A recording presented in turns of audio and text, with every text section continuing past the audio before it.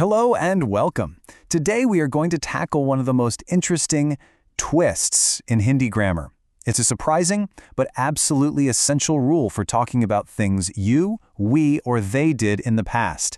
Seriously, get ready because this is a total game changer. All right, so the past tense twist. You've probably gotten comfortable with the basic past tense by now, right? But things, they get a little weird when you add an object to the sentence. Let me show you what I mean.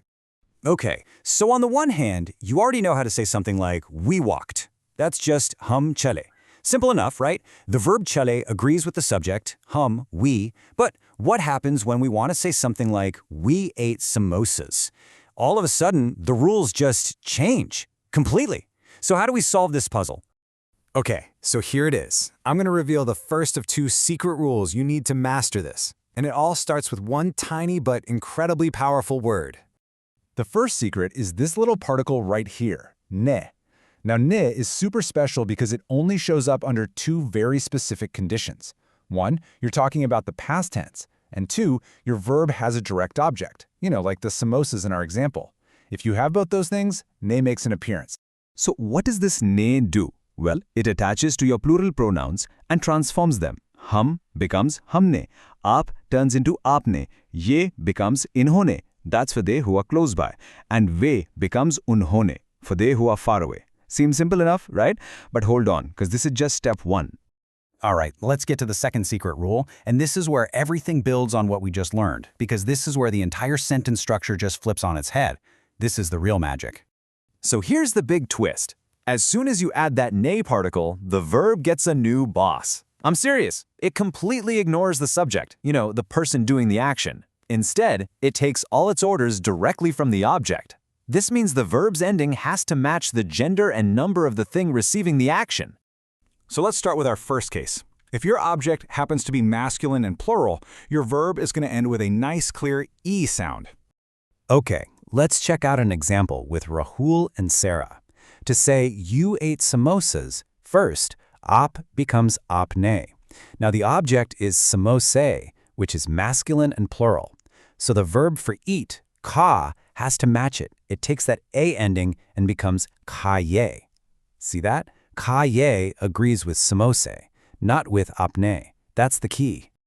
Okay, but what if the object is feminine and plural? Well, the rule changes, but just slightly. The verb ending now becomes this nasalized a-seen sound. Let's see this in action with Peter and Anna. Imagine they're saying, we ate idlis. So hum becomes humne. The object here is idlian, idlis, which is feminine and plural. So what happens to our verb ka? It takes that een ending and becomes kain. Once again, the verb is listening to the object, idlian, not the subject humne. This is a great side-by-side comparison. On the left, inhone paper pade. They, near, read papers. Paper is masculine plural, so the verb is pade. Now look at the right. Unhone kitabe padein. They, far, read books. Kitabein, books, is feminine plural, so the verb has to become padein. It's the same action, reading, but the verb ending changes because the object changed. Isn't that cool? Okay, you've seen the rules, you've seen the examples. Now, you know the best way to make this really stick is to actually say it out loud. So let's practice this together. I'll say it first, and then you repeat right after me. Ready? Aapne samosa khaye? Your turn. Great job! Okay, now for the feminine one. My turn first. Humne idliyan khayi. Now you go.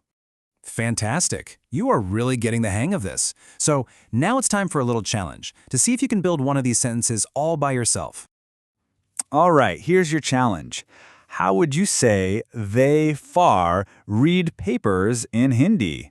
So think about it. What happens to the pronoun for they far? What do you add? And what's the gender of papers? How should the verb end? I'll give you a few seconds to think. And the answer is unhone paper padhe. Did you get it? They for they, far, becomes unhone. And since paper is masculine plural, the verb par becomes pare. If you got that right, that is amazing work. This whole concept, which seems kind of tricky at first, really just boils down to two key rules. So let's quickly review them now. This is a good time to grab a mental screenshot. Okay, rule number one is the pronoun change. Remember, when you have an object in the past tense, these are your new subject forms. Hum becomes humne, आप becomes आपने, ये becomes इन्होंने, and way becomes उन्होंने. And rule number 2, the big one, is that the verb follows the object's lead. If that plural object is masculine, the verb ends in e. If the plural object is feminine, the verb ends in in. That's the whole secret, right there. And just like that, there you have it. You now know the secret to a huge, huge part of everyday Hindi conversation. So my question for you is, what other past actions can you describe now? Think about it. Movies you watched, songs you heard, letters you wrote, the possibilities are absolutely endless. Hey, if you found this helpful, please make sure to subscribe for more lessons like this, and you can follow me over on Instagram for daily content. And if you're interested in learning Hindi one-on-one with me, just shoot me a message on Instagram or send me an email. All the links for that are right in the description below. Thanks so much for watching.